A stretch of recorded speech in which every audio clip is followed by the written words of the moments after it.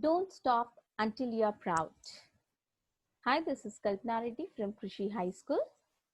Today, I am here to discuss about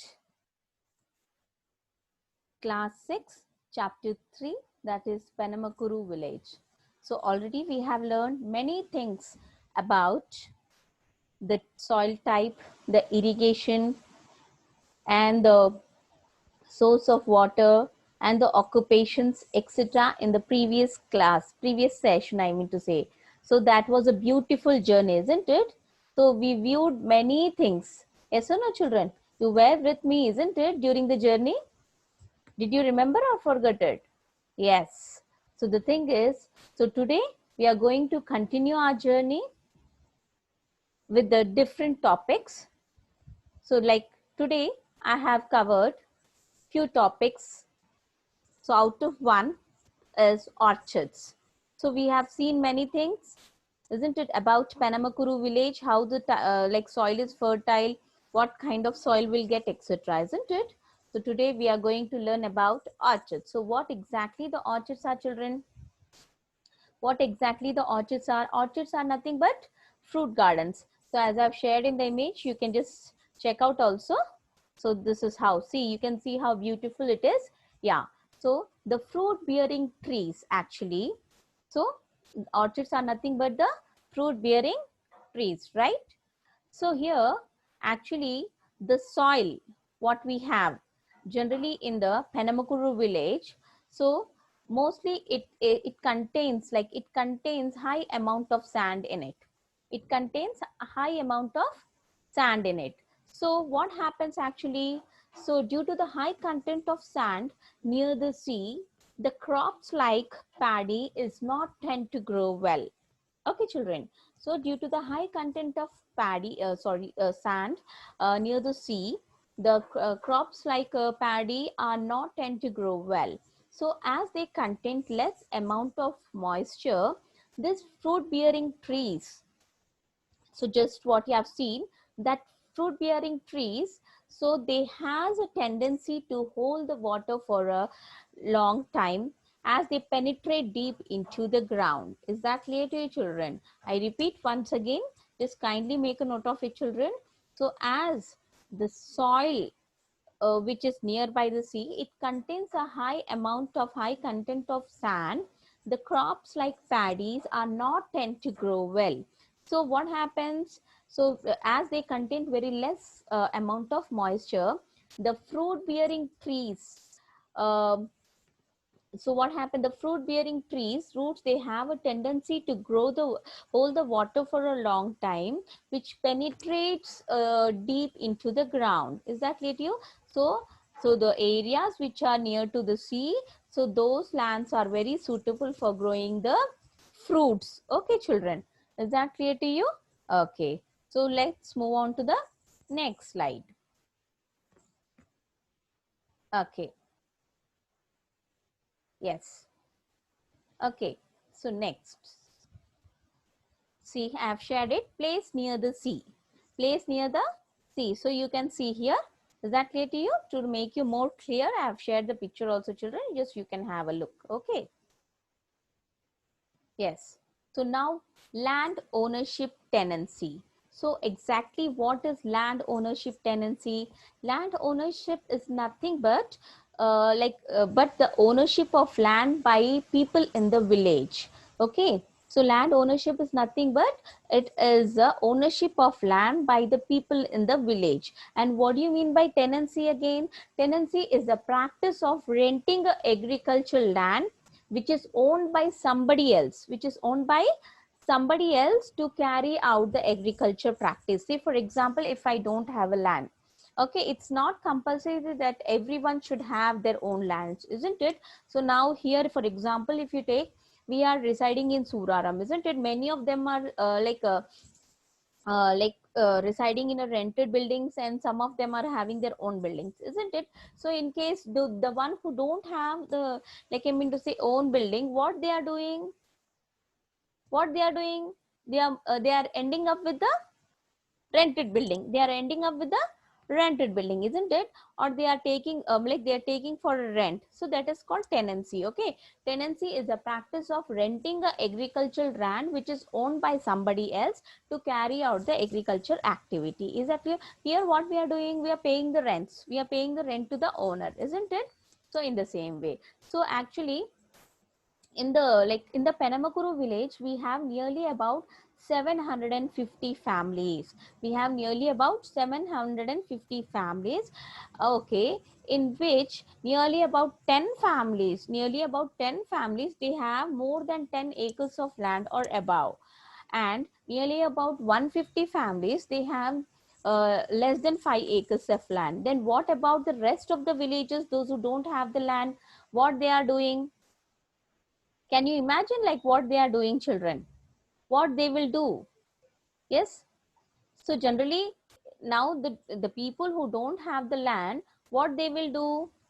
They will move to some other occupation, or they will work, or else they will work as a laborers, or else they will work as a laborers, or else what they will do? The people who don't have the land, they will end up by leasing the land from the landowners. So as I already explained you, so they will take the land from the landowners in a lease. Okay, or else they'll work as a laborers. Is that clear to children? The main village of the Penamakuru is inhabited by landlords and other people. They lived in hamlets or bank of the canal. Is that clear to children? I'll repeat again. So the people who don't have the land, they'll end up by leasing the land from the landowners, or else they will work as a labor. Is that clear to you? And the main village is mainly inhabited, means generally, see for example in Sudaram, like people from different like states have been settled here, isn't it? Yes.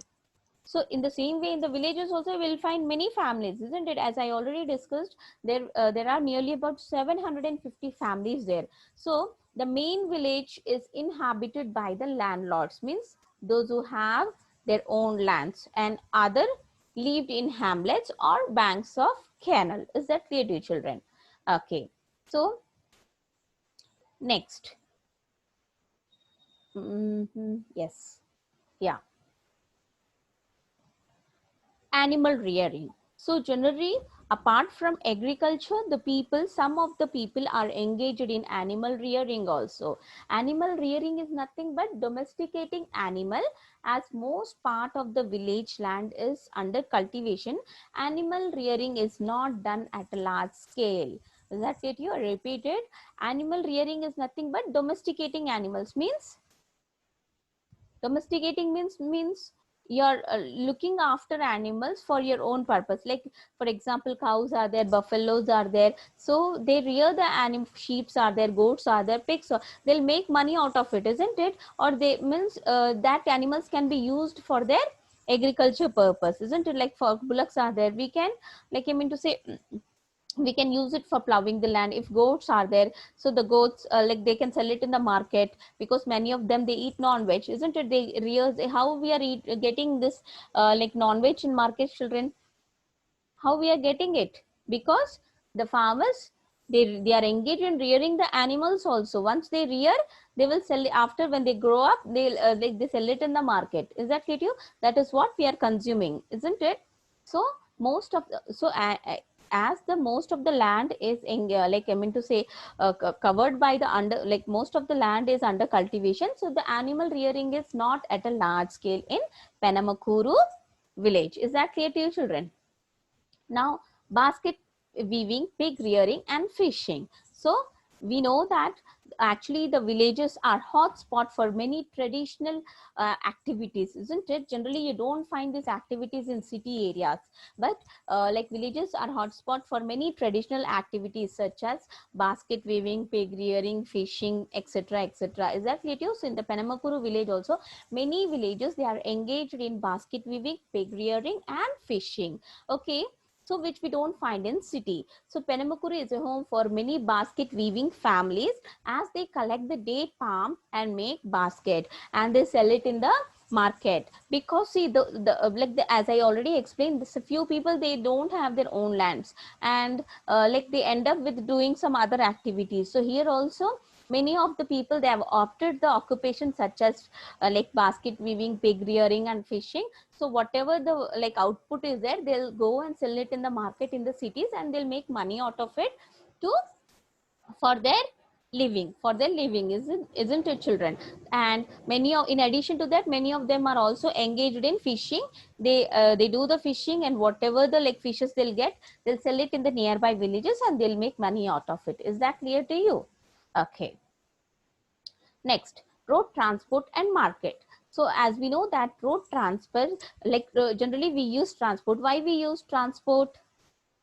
Why we use transport? How transports are helpful to us?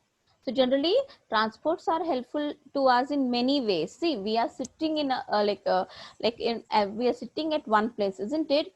So nowadays, for the best example what I can give you is, nowadays you are many of them, generally everyone is like aware with Amazon, isn't it? App, big basket app. So whatever you wanted, you sit at home and just you'll open the app and you will, like I mean to say order it, isn't it? Whatever you need, you will order through Amazon or big basket or like etc etc, whatever the many apps are there. So even few, like I'm not aware of other apps, children, maybe many other I can't list out also, few I know only.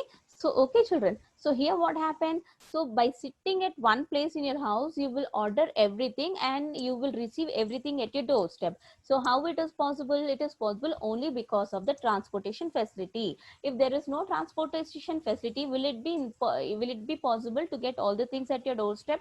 No. So in the same way, the villages, whatever they produce, whatever the outcome is there, they will sell it. They will sell it in the market so that they will get money out of it. They'll make money out of it and they will make their livings. So in the same way, this transport, like whatever the transport facility, they use it to transport various commodities, what they grow, what they rear, everything, and they will sell them in the market. For example, if you take vegetables and bananas are sold in Raitu Bazaar in Vuyuru and Vijayawada. Okay, children, and paddy is sold in the village itself by the brokers. Is that clear to you, children? Is that clear to you? And how about the availability of labors? And like, yeah, one more thing is there I need to explain, that is poultry. You know everything. Poultry is nothing but what? Hens. Yeah, rearing hens. So generally in the Penamakuru village, so they rear there is a big poultry farm which contains of nearly about 80,000 hens, which lay eggs nearly about 50,000 eggs in each day. And these hens are to be fed with food and water. So generally, see, chickens are there. Okay, so without feeding them, will it lay the eggs? No. So that is, food is necessary, isn't food and water is necessary for surviving. In the same way, these chickens are fed with food and water, which are supplies through conveyors and nipples. Nipples means, you know, na? Yeah. So which are supplied through conveyors and nipples, and whatever the eggs they get each day, they'll get nearly about 50,000 eggs. So whatever the eggs they get, they will sell it in the market. Okay. So it is one of the important activity. And one more activity is dropping, chicken dropping. What do you mean by chicken dropping? Chicken dropping is nothing but, chicken dropping is like chickens, they will like they will sell it as a fish feed to the farmers in nearby villages. So chickens, the young breeds, what they will do, they will sell it in the like to the farmers in nearby villages as a fish breed. Generally fishes, like when they are, like I mean to say, for feeding them, they need, they'll means they will put chickens, the young chickens, because it's one of their I mean to say, we can say like a part of food, what they have it, okay, to breed. Okay, so chickens, so the young chickens, they sell it in the market for the other village, like other farmers in the village, for feeding the fishes. So they'll make lot of money. And the eggs what we are getting today, every day will have eggs. Generally, even like nowadays, it has become mandatory to have egg each day, a boiled egg, because to improve the immunity, or isn't it, to boost up the immunity, we need it. So from where, have you ever thought that from where we are getting this eggs in the market? So it's from the poultry farms only. Is that clear to you, children? Okay, so till here I guess it's very clear. Now we'll talk about the availability of the laborers. So like, have you ever thought that, like, what is the source of availability of labors? So generally in this villages, as we have discussed, that many things like people are engaged in many works. Okay, availability of labor. So from where they are getting the people to work in the, like, I mean to say, farms, or like in the poultry farms, or in the rice mills. Okay, so from where they are getting? So from the neighboring villages also, people, people, they wish to come and work in this like village. Okay, and they are occupied in different occupations. And there are some people in the village who are, like, for example, who have cleared their 10th class or matriculation. So they are engaged in some other occupations also, such as electrician, drivers. Okay, and what I can say, mechanics, etc. So not only apart from this farming and everything, so we have other section of people also, those who are engaged in other occupations, like little bit educated people. They are moving to some other occupation. So with this we are going to end up the lesson, children. So here I end, like, it's like ends the trip of the Delta village of Penamakuru. I hope everyone has enjoyed this. Okay, children. So I hope everyone has a clear picture of the village, what exactly we have discussed in the 2 sessions, children. Okay, so let's have a look on the homework. Okay, yeah, I'll just share what is your homework also. Yeah, your homework is page number 26, answer to all 8 questions, children. So all the 8 questions what are being reflecting in page number 26, you have to answer those questions. Is that clear to you, children? For more clarification, you can just see the textbook also, and I will upload the same homeworks in Google Classroom also. And I have seen few of them are posting personally, children, and many of them are trying good. Like, they are uploading in Google Classroom. It's a very good sign, but I want 100% response, children.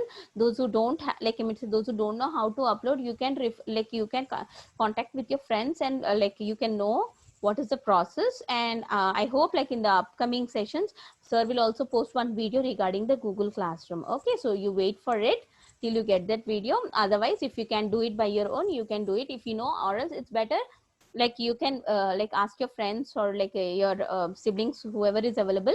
If they know it, you download the app and attach your homework in Google Classroom only, children. Okay, so thank you for being connected with me. Bye bye.